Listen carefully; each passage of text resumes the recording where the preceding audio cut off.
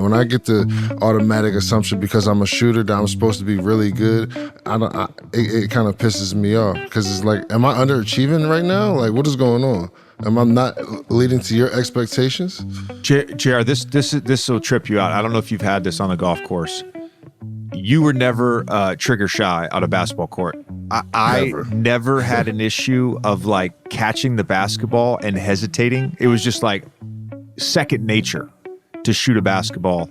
I could be 0 for 10. I could be 8 for 10. It didn't matter. Like there was no mental aspect of shooting that I ever felt like stopped me from performing the task.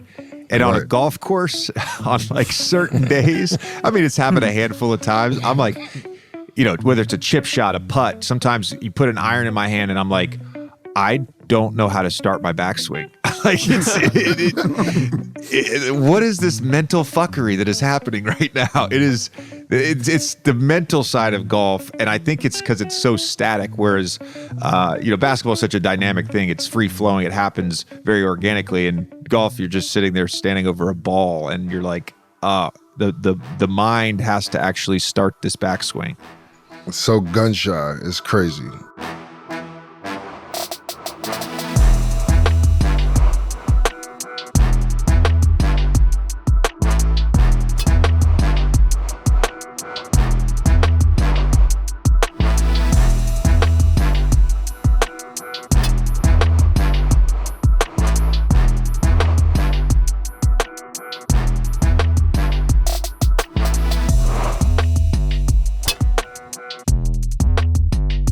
Welcome to another show of Part 3. I am one of your co-hosts, J.R. Smith. This is Ben Baller, Stephen Malbon. We have a great guest today, one of my closest nemesis at the three-point line. I would say always right there, whether I was always looking at it like, if I'm going to finish all time, I got to at least be right there next to him or like right behind him. Ladies and gentlemen, JJ Redick. Yay! The truth comes out. The truth comes out now. JR, do you know your exact ranking on the top 20 list right now? You know what? I used to know it really good like a year and a half ago, 2 years ago. Now I lost it. I'm so concerned with it shooting 69 for the first time. It's like I lost track. Yeah, I think I was 14. No, I knew when I retired I was 14. I have no idea what I'm at right now. I was trying to get to top 10. That was all that mattered to me. It wasn't about beating you. It wasn't about beating you. It was just get top 10. Man, you know what? I thought I was going to play long enough to be like, you know what? I'm going to be top 10 lock easy. I got a couple years left, and then it was just like, nah, maybe not. It's funny, man. JR, you know this, man. When it's gone, it's gone. It just you think I got a couple years, and then all of a sudden you don't. And it's hard as an athlete when that time comes. 100%. But we're here to talk about golf. Obviously, what brought you into the game, bro? Let's talk about it.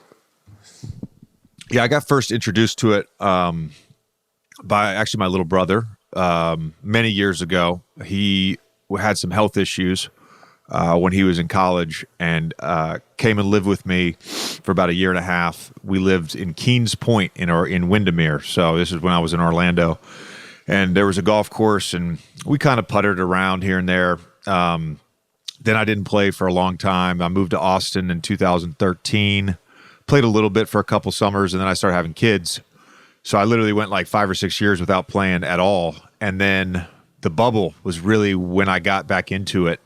And obviously during COVID, so many protocols, I didn't get to play a ton over the next year. But when I retired, or when I stopped playing June 2021, which is about 2 years ago, is when I just went full-fledged golf sicko. And now it's the overriding thought in my brain is my golf swing and which course I'm playing next. I feel like a degenerate. I'm like the only person who didn't take time off when they had kids to stop playing golf. And like, I feel like this is not going to get me any awards on like being a great dad or anything. Everybody stopped playing golf, took time off. I just kept going. I actually, when they were little, the kids were little, I got to play more for like the first couple of years because there was like a like helpers, like nannies and ladies who would come over in the morning and help my wife and with the kids. So I could dip out super early and go play and get home by like 10. And by the time they were all waking up, so I'd tee off at like 6:30 and just get it in quick as I possibly could. But then now that they're older, it's almost harder. Yeah. It's actually easier for me because like we drop off the kids at 7:45. You know what I mean? Don't pick them up till 2. But for you guys, obviously, it affected my marriage. So we're in the situation I'm in now. But it is what it is now. It's. Hey, that's real talk right there, though. That is real talk. That is real talk. 100%. That's, any guy that plays the game of golf knows for sure he's a phone call away from having a really good round, or like you got to leave at the 11th hole, like. You've been with me before with a phone ring. I'm like, oh shit, man! I just had a par on that hole, man. How it be, bro. My wife's starting to play now more often, and so I was playing with her the other day, and someone was calling her and bothering her, and I said, Erica, to be honest, every time you call, I'll answer the phone, and she'll say, where are you? Like, well, I'm on the 5th hole. Well, when are you coming home? When I get done with 18. You know what I mean? I don't even know what fucking time it is right now to tell you. I have no clue. But when I'm finished, I promise I'm coming straight home. And then she said something. I said, and you know what always happens after that call? Double bogey. Like, that's man. It. It's over. She calls me while I'm golfing. The next hole, I get a double bogey. I lock my phone in my bag from here on out. I have to do production calls or production meetings the day of games when we are broadcasting games. And they're generally speaking, 9 o'clock, 10 o'clock. I obviously don't get to golf outside in New York during the winter. So if I go to San Francisco or Dallas or wherever, I'm going to try to get around it in the morning. So I tell the producer, we can either meet at 12:30, 1 o'clock for lunch, or we can do a Zoom call. And I put my AirPods in.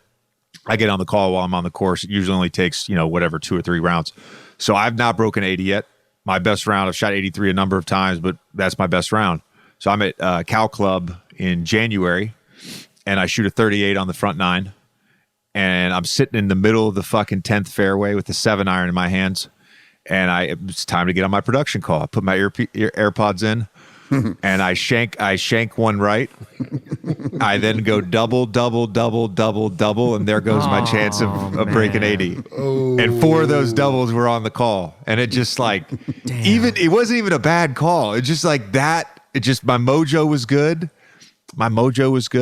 And it just threw everything off. I try to put it, like, my wife gets mad at me, but I try my hardest to just put my phone in my bag and not look at it until like the turn, and then not look at it till I'm done with 18. It's hard, man. Especially again having kids, and but if your wife says it's okay, it's cool. But that production shit, man, that's tough. I would be hot. Even golf, like if I playing well on the front and then you make the turn, people will be like, "Are you gonna eat?" I'm like, "Hell no." I'm like scared. I'm scared to even fucking eat. I don't want to change anything. I get weird like that too, though. You're right, man. I don't want to change a damn thing. I hate to say it, bro, but like you are like the stereotypical golfer, bro. From a standpoint of an athlete, like you're already a shooter. Like you have your touch is phenomenal. We talk about Steph, Ray Allen. Like when they already look at us, they already think of like your game is going to be phenomenal. How many people think like just because you're a shooter, like you're going to be like you're a scratch? A lot of people assume I'm after yesterday because I fucked around and 3-putted 5 or 6 times. I'm gonna. Yeah, my handicap. I needed a score. I got golf trips coming up. I need my handicap to go up anyways. But I'm at 11 after yesterday. Everybody assumes I'm like a low single digit handicap, and I really didn't get. I didn't really play, take lessons, all that stuff till 2 years ago. It took me 2 years to really be able to hit a driver. That was the one thing that everybody assumed, where I'm stepping up to a first tee and they're like, "Oh, you must be so fucking long off the tee because you're 6'4" and athletic," and like. Up until 6 months ago, I couldn't hit a driver 270. You know what I mean? I that's the one assumption people always made. Now I can hit my driver much further, but that's the one thing. I will say this though, the one thing I've never taken is a putting lesson. I've never taken a putting lesson, and in general, I've got a good feel for the green because I don't know if we talked about this when you came on my podcast, JR, but I think as a shooter, especially someone who shoots on the move or shoots step backs or shoots ridiculous shots, there's a level of visualization and creativity, like mind-body connection, that I think you have to have, that all shooters have. And to a degree, when you're on a green, that's how you're putting, right? You're visualizing the line and the speed and the pace, a starting point, all that stuff. And if you're flying off a screen, I'm doing that in real time. Obviously, on a basketball court, you have to do it much quicker than on a golf course. But I think that for a shooter, the mind-body thing, the creativity, the visualization, that's what really helps us on a golf course. It's funny because that's where I was like trying to get at, and because people would assume that everybody who's like, every time I talk to somebody, it's like, oh man, well, you're a shooter. It makes sense for you. It's easier because you have depth perception or whatever, when you're looking at the course. And I'm like, yeah, that's all great when I'm moving and I got a hand in my face and I've shot this shot 30,000 times already. But if my time on this golf course and that I didn't put in, it shows immediately. I don't know, some aspects of it just isn't the same. When I get the automatic assumption because I'm a shooter that I'm supposed to be really good, it kind of pisses me off because it's like, am I underachieving right now? Like, what is going on? Am I not leading to your expectations? JR, this will trip you out. I don't know if you've had this on the golf course. You were never trigger shy on a basketball court. I never had an issue of like catching the basketball and hesitating. It was just like second nature to shoot a basketball. I could be 0 for 10. I could be 8 for 10. It didn't matter. Like there was no mental aspect of shooting that I ever felt like stopped me from performing the task. And on a golf course, on like certain days, I mean, it's happened a handful of times. I'm like, whether it's a chip shot, a putt, sometimes you put an iron in my hand and I'm like, I don't know how to start my backswing. Like what is this mental fuckery that is happening right now? It's the mental side of golf. And I think it's because it's so static. Whereas, basketball is such a dynamic thing. It's free flowing. It happens very organically. And golf, you're just sitting there standing over a ball and you're like, the mind has to actually start this backswing.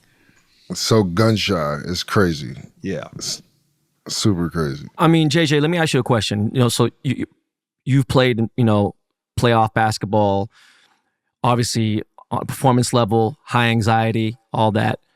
Do you feel like that correlates to your golf game? Do you ever get a performance anxiety on a course when you're playing? Or do you feel like where is there more pressure for you?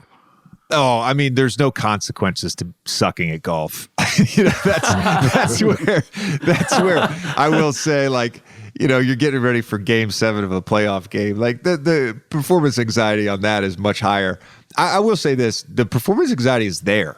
JR, we were joking when he was over at my house in the studio a couple months ago, but when you play some of the courses that JR and I get to play, and I'm sure you guys get to play as well. Yeah, that first tee shot at Marion, that'll fuck you up. That'll get you going, The part about golf that there's really two things that, one, I didn't get to capture in my basketball career because it was inherently impossible. But the two things for me, number one, being outside, because I spent 30 years of my life basically in gymnasiums, buses, planes, hotel rooms, and being outside for 4.5 hours is cathartic. It is a spiritual experience for me. For sure. And the second part is the competition part. JR used the word degenerate. I wouldn't describe myself necessarily as like a degenerate, but I need action on the course. I need a match. I need a game. I need something on the line. And I'm not a $20 person either, if that makes sense. I need some, I need some money. We talking on the course. MJ or are we talking Phil Mickelson? No. I have a limit. The most I played for, like where money's exchanged hands on a golf course, is maybe $1,200. That's the most. Where you do like a 200, 200, 400, or you do 100, 200 Nassau closeout, and with some presses, it ends up being $1,000 or whatever. That's the limit, but. I don't. You notice you how giving me quickly $20. You giving me $20 and me giving you $20 at the end of a match. It's just that doesn't feel like enough juice for me. But that 1,200 hits when you got to go and pull $1,200 bills and hand it to your buddy. It's like, I'd rather throw it out the fucking window to give it to JR. I take Venmo, don't worry about it. $1,200 is a really nice bottle of Burgundy. I'll say that. It's a nice bottle of Burgundy. I love that. See, I got a good friend of mine. We play for wine glasses. So when we go to nice clubs, we play for the logo or the wine glass of the club we're playing at. So I think that's it. Sometimes some guys they want to get a little stuffy. They don't want to that's a little too rich for their blood. So I like to keep it friendly, but $20, $40. No. Let me get that good china over there, brother. Well, hold on. That brings up. JJ, what's the most money you've seen an NBA player lose on a golf course? Oh, wow. It's not a lot because the guys I golf with are doing the same thing I'm doing. I don't know what JR's appetite for action is. I'm going to be honest with you. The most it's funny because Boo-Ray was such a thing in the NBA. And that was like our golf, basically. He was just playing cards and playing Boo-Ray. And for that, it was like 30K in a single night. I know at my club, I know there's been some games that have approached 50K. I have not gotten in that group yet. I haven't got the invite. But if they set a lower limit than that, I'm down to play. Damn. You heard that thing Lee Trevino said once that there's like, you don't know pressure until you show up at a golf course and play 100 a hole and you have no money in your pocket. I like that. Right? You start making putts. Oh, damn. Oh, you start missing putts. You got to figure out how to get out of there. Fake a heart attack on the fourth hole. I usually just bring enough. I usually just bring enough to tip the caddy. And then, I expect to get paid at the end of the round. I like that. Damn, okay. What'd you say, JR? I was going to say, what's your favorite club in your bag? My favorite club in my bag? Huh. That's a great question. That 3 hybrid I was describing earlier, I really like that club. I got to be honest with you. That. But I like wedges. I mean, I would say probably my 58. Probably my 58. Yeah. What do you go, 58? 54? What are the other 2 wedges? I go 58, 54, and then I have a gap wedge, a pitching wedge, and I'm not at the level where I'm describing a 47-degree pitching. I don't fucking know what the degrees on those are. I just know that there's a P on it. There's a P on it. Yeah. What clubs do you play? So I have a Titleist driver, Titleist 3 hybrid. I have a TaylorMade 3-wood, 4-iron through pitching wedge are the P790, sorry, and then I have Vokey wedges. Okay. On the 54 putter? And 58. What kind of putter? What are you rolling? I have a Scotty. Okay. Yeah. Blade for sure. I started with a mallet. That's what I got fitted for when I got my clubs a couple years ago. The course that I play is the Bridge, and we're usually like 12 to 14 on the greens. So I felt like fast.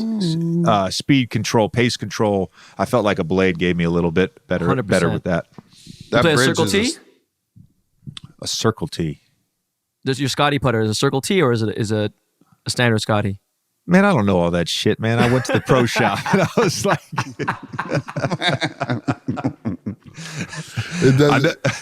is there a difference in price? I think I know what it costs. There's a huge difference in price. Oh, huge difference in price. Okay, then I probably just have a normal Scotty then. Yeah. That Bridge that's a serious walk. Oh my gosh, isn't it? I played one morning. I played Friar's Head in the morning, walked it, and then I went over and played the Bridge in the afternoon and walked it, and I was fucked up for days just to walk in those 2. That Bridge is insane. Yeah. You guys been? I haven't played it in a while. It's the coolest place. You're very fortunate to be there. I have a bunch of friends there, and Bob is a big supporter of our golf brand, and what a place. It's Ben, if you don't know, it's like a super modern country club, no shingles vibe. So it's like a modern art museum clubhouse. Oh, nice. Filled with insane What city is artwork. What city is it? It's in? right outside in the Sag Hamptons. Harbor. Yeah, it's right outside Sag The Harbor. It's Hamptons. actually I don't know if this is true or not, but this is what they tell us. It's the second highest point in Long Island, and it feels very different than the other Hamptons courses. Not just because of the things you're describing. I just mean aesthetically. You have these insane Peconic Bay views. We get the sunsets when we're eating dinner at 7 o'clock at night, depending on the time of year, and it's spectacular. It's a good vibe too. It's a great group of members. The kids are welcome. There's grass tennis courts for my wife.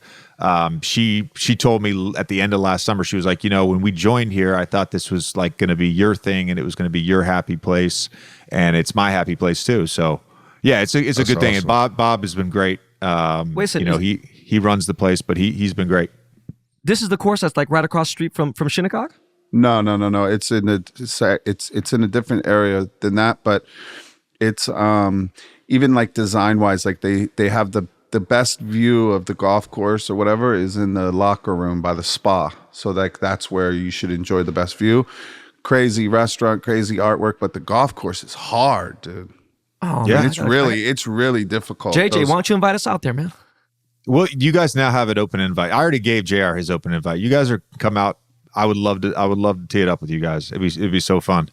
No, for sure. 100 a hole. I'm playing with you. I want to say one thing real quick because there's the course that is across the street from Shinnecock. I've only been fortunate enough to play once, and it's spectacular. But I got a call the day before I actually played it, and it was a buddy of mine I went to Duke with. He was in town. His whole side of his family, they're all national members, and he was like, "Hey, can you play tomorrow at 2:15 or whatever?" And I was like, "Yeah, dude, I'm in." First time somebody's actually given me a formal invite, I'm like, "Yeah, I'm in." But I had to host these out of town guests in the morning at the bridge, so I walked the hilly 5.5 miles at the bridge, and then go play national. And dude, I didn't even have time to do the lobster lunch. I don't even it's crazy because I think it's one of the most memorable courses I've played, yet I don't remember some of the holes because I was just so exhausted. So I didn't get the full experience, and that was a direct result of that fucking walk at the bridge. Yeah, that walk is real. You know what? We discussed this on an episode like or two ago, and it's never happened to me until this past weekend. But JR had said, we were asking everybody, have you ever played so bad you've walked off a course? And this last weekend, I just couldn't get it together. And by the 8th hole, I was like, you know what? I ain't no quitter, but fuck this. This game is a wrap, dude. And I shot a 45 on the front 9, and then I called Ron, and Ron's our me and Steven's coach, and he's like, you fucking pussy. He's like, you better snap yourself out of it. He's like, listen, back 9, your whole life is back 9. You need to get back in it. But have you ever played that bad where you're like, fuck, either walking off or you just were like, I'm not playing anymore? When no, because I love it so much. Even when I'm playing bad, I still enjoy it. It's weird. I think throughout a round for me, I have to change mentality. You're early on, you get to the first tee and you're just like, I'm going low today. And then let's say you double, which at the bridge happens sometimes. I double number one sometimes. Like you hit a bad tee shot at the bridge, you're fucked. It's over. And so I double one, and I'm like, all right, well, there's my double for this 9. Like I kind of reinforce, and then if it gets to like hole number 9 and I've shot a 45, I'm just like, all right, I'm just going to enjoy the back 9, no expectations, right? That happens. There is, when I first started playing in Florida, we took a trip up to Ocean City, Maryland, and played some of the courses there, and a lot of them are on the water. And after my probably 17th fat, chunky shot of the day, I threw my pitching wedge into the Atlantic Ocean. And that's really the only time I've ever lost my cool on a golf course. You legit threw it into the ocean, like for real? Yeah, no. It was about 30 yards. I all of my strength. I tossed it. Yeah. What club was it? It was a pitching wedge. Yeah. And so for the rest of the round, you had no pitching wedge. Correct. I have a worse story about Let's hear it. missing. So actually right now I don't have a 6-iron in my bag, which is a problem. And I could have really used it yesterday because it was so windy out. I was like, fuck. There's some days where I'm like, I can get by without a 6-iron. I left it at the Top Golf in Denver. I was visiting my brother, and I'm too lazy. That was in October, by the way. That's how fucking lazy I am. And I'm going to Bandon in a fucking month, and I'm like, go get your 6-iron. It's anyways. You'll be 180 out all day and no 6-iron. So there's a course. It's a pretty famous course in the South where they host a major every year. It's at the same course every year, and I always, when I go on a golf trip, I always like clean out my bag. I make sure I don't have too many balls. I want to make sure that, I'm not trying to weigh down the caddies. Your bag just accumulates shit over the course of several rounds. Make sure I have all the tees I like. Make sure I have a new glove. I keep like a box at my house. Anytime my supplies get low, I just refill the box with shit. And so I'm cleaning up my bag. And at the time, I had 15 clubs. So I'm like, all right, I'm not going to bring my utility 3, right? I'll bring the 3 hybrid. So I take the 3 out. I clean all my clubs. And I guess I had been stupid. And I was doing fake swings in my office in my apartment. And I somehow swapped my 7-iron for my 3-iron. And so I get to that course in Georgia, and there's a very famous par 3, number 12. And I get to 12, and I've got to hit my 7-iron. And that's when I realize that I did not have a 7-iron in my bag, and I'm playing arguably the most famous course in the world on one of the most famous holes. So I played 3 rounds in 2 days, and depending on the wind, I either tried to hit like a flighted 6 or I had tried to hit a full 8. And I can admit this, I never actually made it over the creek. And I think that's because I didn't have my 7 in my bag. It's a big decision, a hard 8 or a chippy 6. Yeah, exactly. Great. I don't have that. I don't have that right now. That's when you borrow the members. 180 yards, 177. Yeah, at the time I wasn't hitting so I wouldn't have to hit like a full tilt 8. It was it was playing like 165 to 172 every day. That's like an 8 for me now. A comfortable 8. Wow. Yeah. That's nice, man. I mean, what would you say, what part of your golf game do you struggle with the most right now?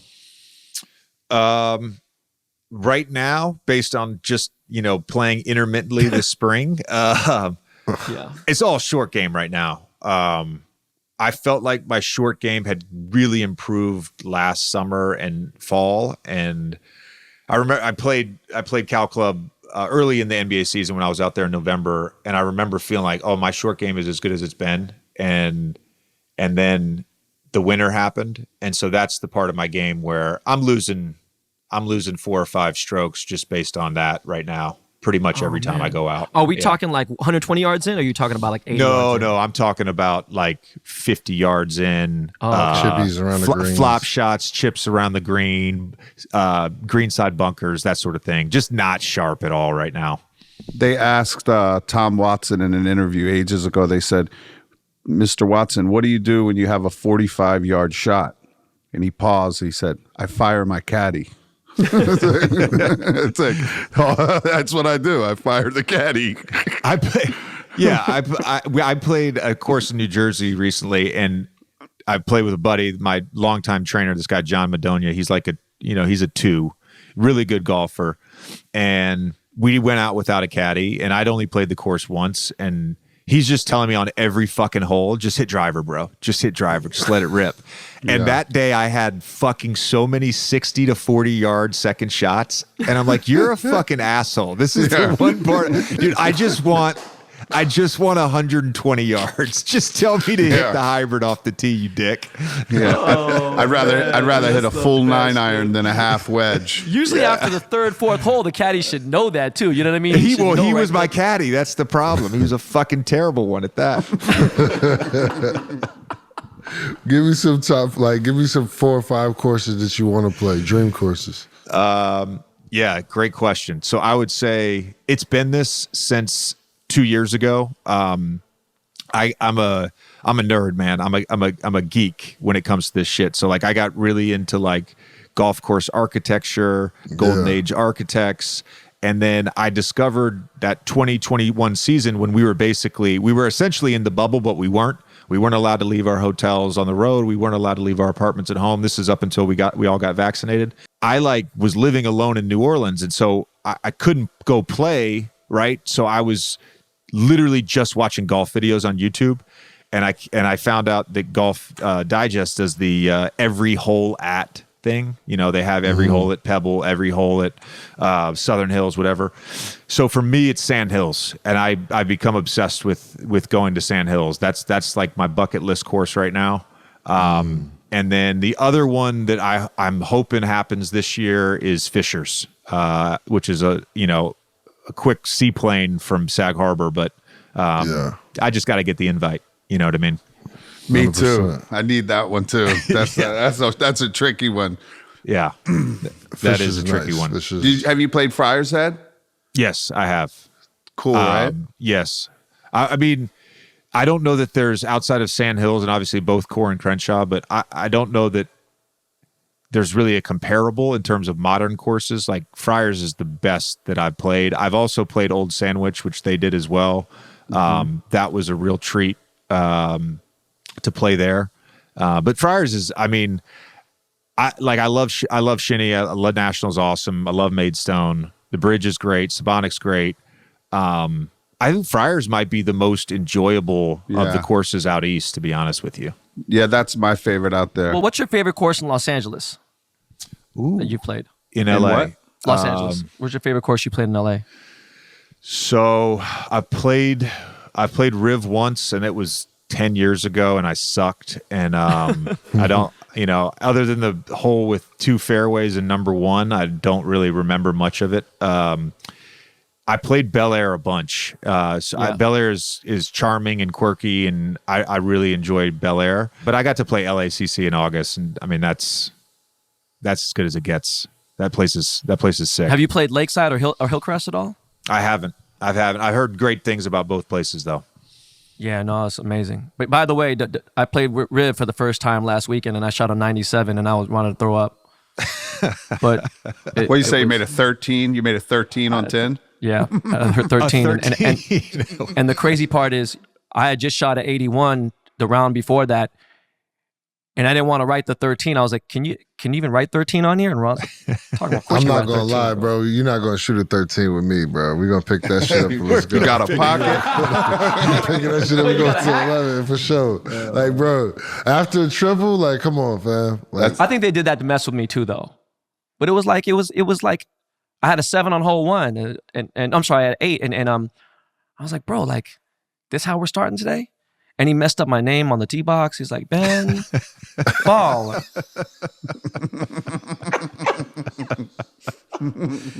I got you tight, let him bro. mess your swag up from the start, bro. Yeah, because you know what I mean? Like, come on, bro. Like, just say my government name then. Shit, man. I was just... But it was like, the greens are running pretty fast too. I don't think they're running 14 like what JJ's talking about, but that's my best part of the game. I remember, dude, ever since I should have never posted that fucking video. Remember I posted I haven't 3-putt in forever, blah, blah, blah. That's why I told you. Just wait, JJ, buddy. It's coming. About 6 months ago, I was averaging 28 to 29 putts around, right? Yeah. But I put a lot from the rough, so it wasn't a big deal. And then JR was like, it's coming. Fucking 3 putts at Riv, bro. And I was ready to throw everything. And Ron's like, yo, you're fine, bro. Relax. Fucking Riv, dude. This is good. I thought about you when I got the first 3 You're gonna putt. let pro golfers sit here and tell you it's the hardest course on tour, but you're not gonna believe them, huh? You gonna go I don't find care out. about that, though. I'm like, look, I'm gonna figure it out. Yeah, okay. And then I didn't know It's only this what either. they I didn't get know this paid when to do. betting because I don't really bet very much, right? I didn't know when they say you're good and you're 7 inches away and you're good. I didn't know if you just kind of tap it in and you missed the one that tapped in, you got to pay the dude. I was like, what the fuck you talking about? You just said I'm good. If somebody says it's good, you pick it up as I didn't know that, bro. I didn't know that, Touch bro. I just did it just to fuck with us. Here, boom. The guy's like, hey, man, you owe me $100. I was like, it was fully good. stupid. I'm until not you gonna lie, missed that it. guy is petty though. You should probably stop. no, playing dude, with like 3 people have told me, like, you got to crazy. pick it up. You can't hit it after. Who'd you play with? Some random dude that Ron's friends, Mark, or no, not Mark. I forgot his name, but he was the member there. So Did Ron finish? no. It's been a long day. Time for a long drink. The finished drink. Proud sponsor of the Par 3 podcast, Long Drink. Get yours at longdrink.com. Cheers. Jay, do you think you'll ever be as like militant with the game of golf like you were with your like the basketball workouts and shit? Yes. I do. Really? said that I had serious? no, yeah, no. No, 'cause you got to that's- know his workouts. You got to know how he like. It's different. Explain what- to him a regular workout in the day for you when you were Yeah, I playing. mean, like a quick backstory is basically I get to Duke. It was my dream school, and then I realized that it was really, really hard. It was not what I expected, so I really struggled my first couple years on and off the court, and I kind of went into this really dark place, and Coach K basically put his arms around me and said, "We're going to get you a support system. You're going to see a therapist. We're going to have a schedule for you." And I still have, in my house in Sag Harbor, I still have the sheet of paper from that summer.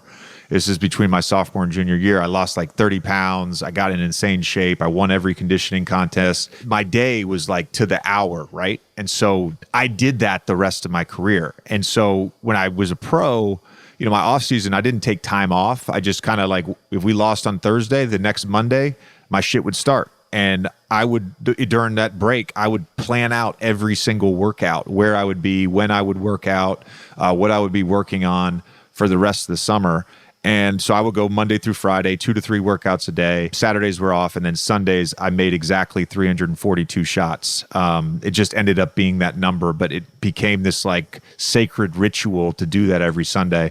And then JR knows this too, but like during the season, like I was a before practice guy. I was an after practice guy.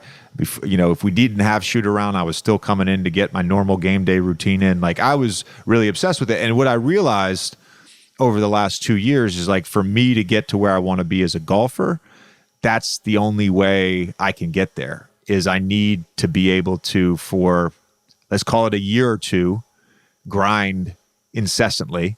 And I've been a little busy, man. I've been a little busy, Man, talking all over the shit place. on ESPN and doing the podcast. So I'm hoping this summer I can get into what I would call like a routine of not just playing rounds, but a routine of like structuring my week so that I can carry that into the fall and the winter, even if it's just a simulator or a range. Yeah, see, that's what I talk about. Like when I go to the range and like actually work on my game and stuff like that, like just small regimens, and not small because obviously it was you did it for your career and you got to where you are, but like for me being like a shooter and having the drills and stuff like that, taking that, having that obsessive mindset and being able to take that to the range, you're gonna get good so fast compared to somebody who's just out there just banging balls, because you have that mentality of what you're working on. You know how to work, right. You have the work ethic. Like it's totally different when you have that, and then it's just like, oh, I'm gonna get to a single digit, just hitting 100 balls a day. Like it doesn't work like that. No, it doesn't. I saw something the other day, and they said that 8-foot putts that in practice Rory made 48 in a row. 8-foot flat putts. Imagine just sitting there grinding, like the pain in your lower back of just sitting there and pouring in 48 8-foot putts in a row. Man, it's hard to make 5 in a row. Yeah. Even if it's a straight putt, like, but to grind and mentally like focus that hard to make 48 in a row in one session. 100%. I mean, bro, you were like, you were injured too. So it's like, oh, by the way, are you good now? I saw like you can. I took 5 weeks off with a hurt elbow, and I putted for like 2 or 3 hours a day and chipped towards the end of it. And so now I've been playing golf, and it's insane at what, how much being able to putt and having confidence in putting, how much it takes pressure off of everything else. It's almost like, Oh yeah. for one, I don't care if I hit the green, and then I'll have like a pitch or a chip. But the pitch or the chip now, I want to make putts so bad, and I'm so addicted to making putts that I almost chip better because I want to chip it 5-6 foot to be able to make the putt.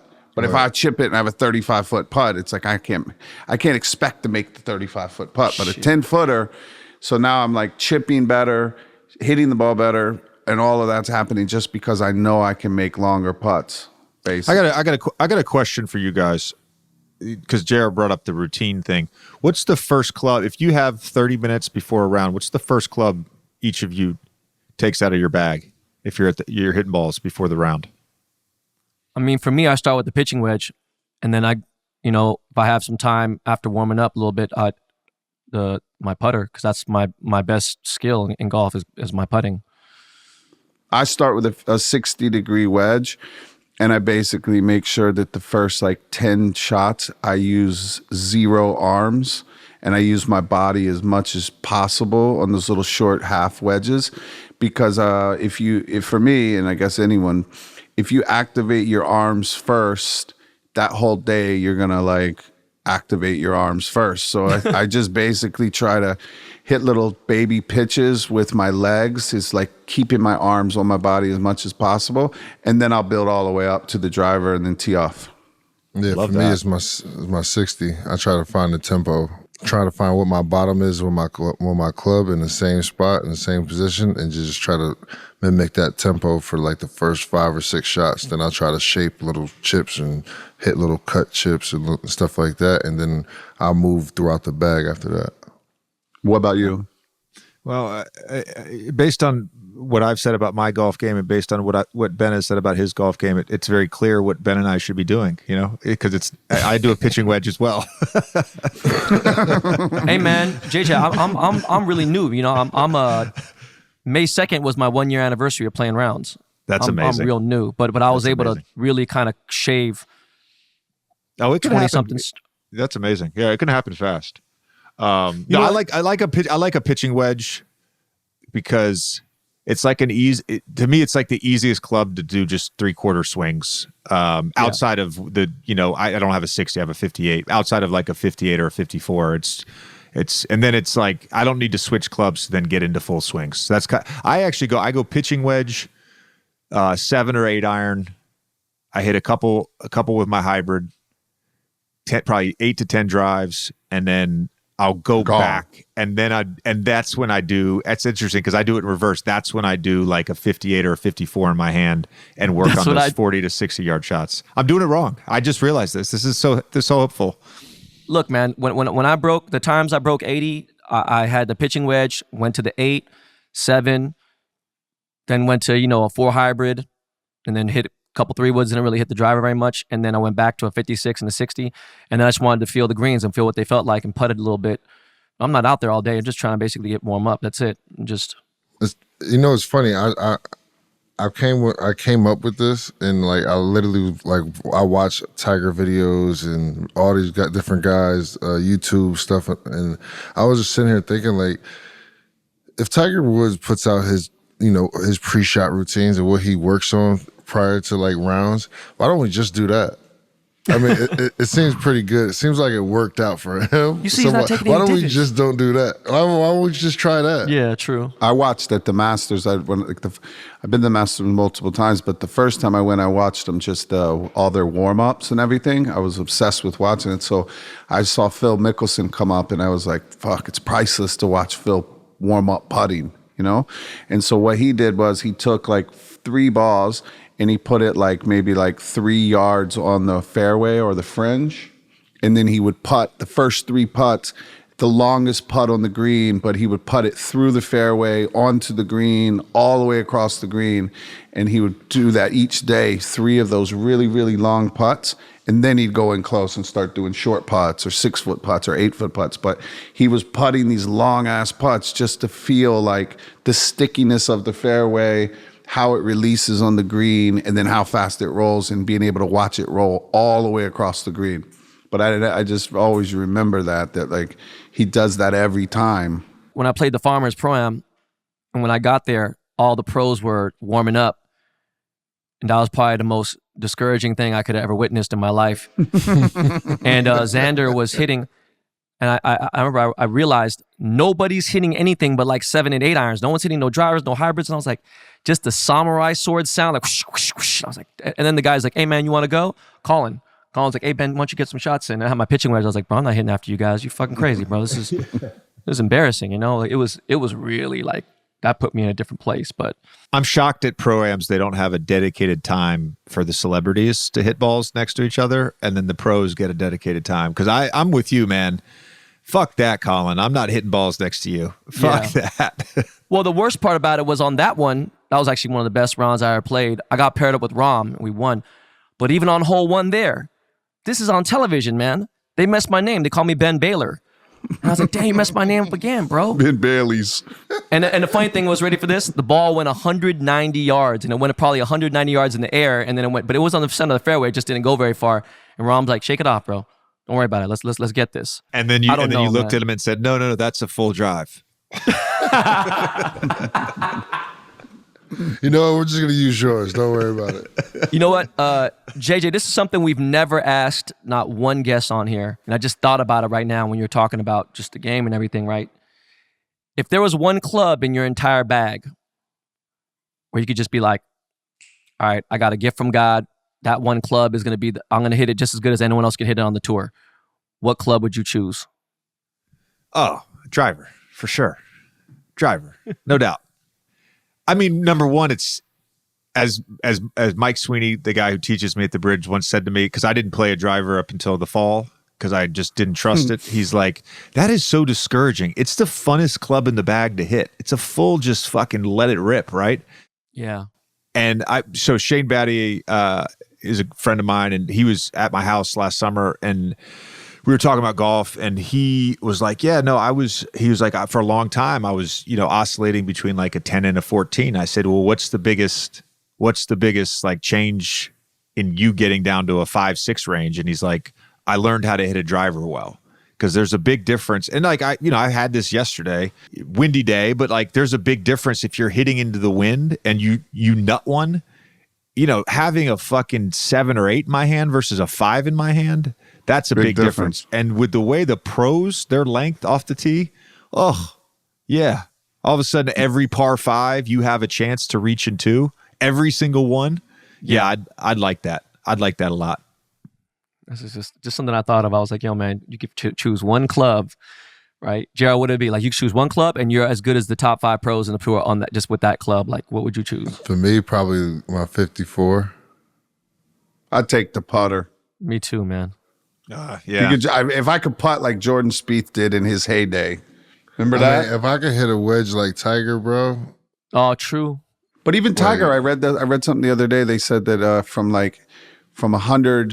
50 yards to 100 yards, he only hit the green. He missed the green 20% of the time for his entire career. Right. So like, think of that. 80% of the time within 100 yards, I'm hitting the green. And not only am I hitting the green, I'm hitting exactly where I want to. Yeah, that's the other part about it. Yeah, that's a good point. That's nasty. But I mean, if I could putt like Anthony Kim did, Masters 11 birdies, man, Jesus Christ, that's like, and I've had some amazing putts, bro. That's been. If you can putt really good, it sure lightens up every fucking thing else. So then honestly, if you spray your driver in the rough and then you have to take, like you said, a 5 iron and you just, chunk something down there to get it near the green and you pitch it up there 15 foot and just fucking make the putt. It's like, no but that's big the only deal. reason. Another par. No big deal. Right? That's why my handicap is what it is, because the putting has saved me. Otherwise, shit, I'd be at 18 right now, or 17 or 16 or something. It'd be. JD, are you as swag on the course as you are when you used to come into the tunnel? What do you mean by that? What do you mean by that? Like, do you get excited about your golf attire? Yes, I walk in. Well, I thought you were about that. No, I was gonna say, in terms of I walk in putts. I'm that guy. I walk in putts. Like when my putter's good, I walk in putts. I talk shit on par 3s if I hit I'm leading off and I fucking hit one tight. Like I talk shit. Like yeah, I mean, but I would say like for golf attire, nah. I mean, I'm first of all, because of, this is maybe gross, but because of the ticks on Long Island, yeah, I generally, even in the summer, wear pants. Makes sense. So I think they look better. It always strikes me as very weird when I see like the pros in their practice rounds wearing shorts. So I wear pants, and I'll wear some crazy polos. Shout out to Roback. They fucking have some crazy ass polos. Shout out to Malbon. All the good brands. By the way, hold on one second. I love it. Look at this. I love it. Dude, the ticks are so fucking bad. And they that bad, bro? And they got Lyme disease, and it's a serious thing. No, not fucking with Look that. at that. Shout out Yoshida Porter. So my barber shop in Manhattan is literally next door to the shop you guys have on Crosby Street. Yes, sir. And I went in there one day, and you guys, I don't even know the company you guys did this collab with, but they Porter Yoshida. It's a really amazing Japanese company. It is the greatest bag I've ever owned in my life. It really is. And I travel, like, you know, if I go do a game, like, I obviously got to have my suit bag, but I travel super light, and this bag is insane.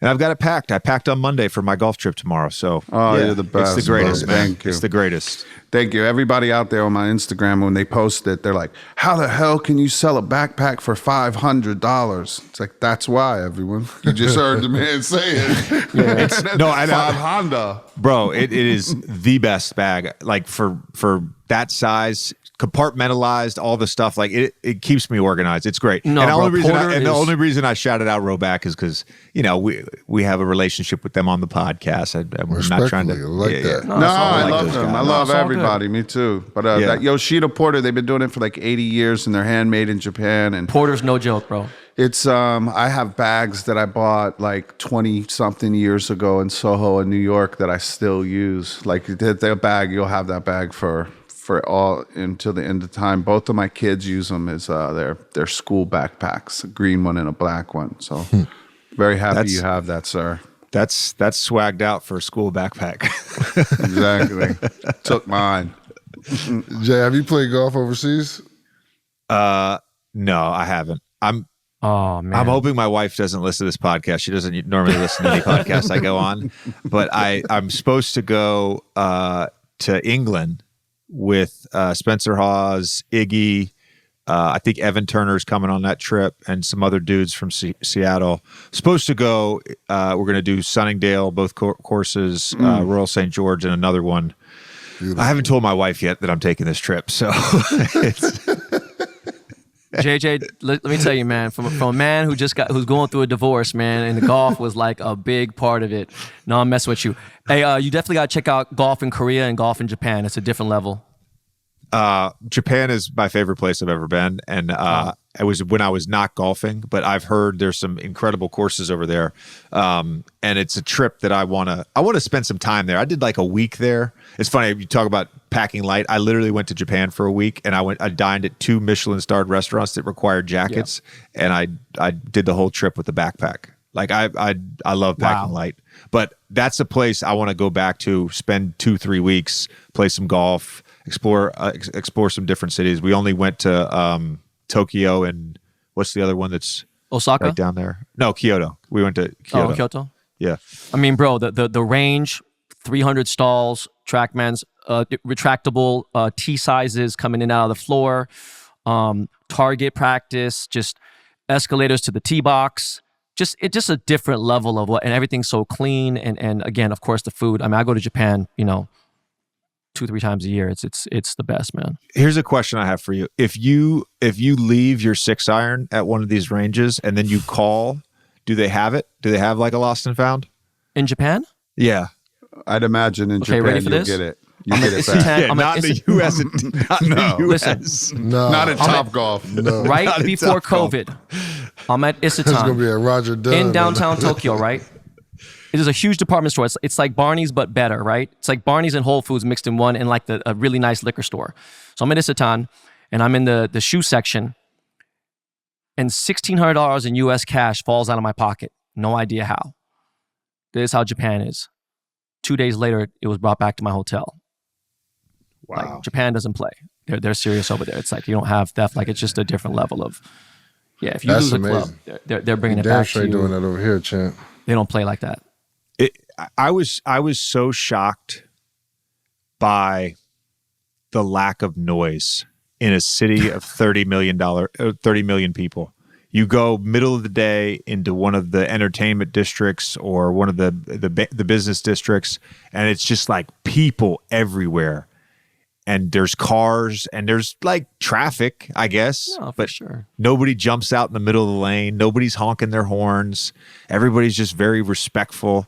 It was, and then I fly back to JFK and I'm like, what the fuck is this? It's just like, Exactly. what is this shit, man? JJ, appreciate you coming on, man. Thank you for coming on, That's JJ. another episode of Part Amazing. 3. I'm JR Smith, Ben Baller, Stephen Malbon. We'll see you in the Hamptons. Yes. See you Open there, JJ. invite. Thanks Come out again, to man. the bridge this summer. Yeah. Appreciate you guys. Thank you. Appreciate you guys. Thank you, brother.